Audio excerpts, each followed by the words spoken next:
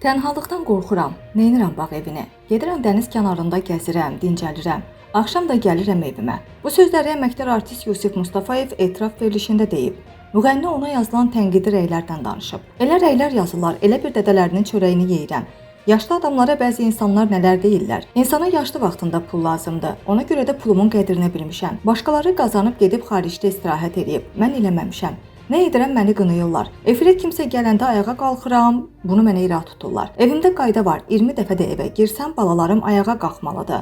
Bunu danışıram, məni pisləyirlər. Qabaqda gedirəm, bic, arxada qalıram, gic deyirlər. Ay insanlar, yaşamaq istəyirəm. Xətrimizə dəyməyən, yalvarıram. Ağ saçlarımdan utanın. Qoyun Allahın verdiyi ömrü yaşayım. Sosial şəbəkələrdən də danışan Yusif Mustafayev TikTokun gənclərə vurduğu ziyandan söz açıb. TikTok, Instagram çıxdı. Ailələr yarı yolda qaldı.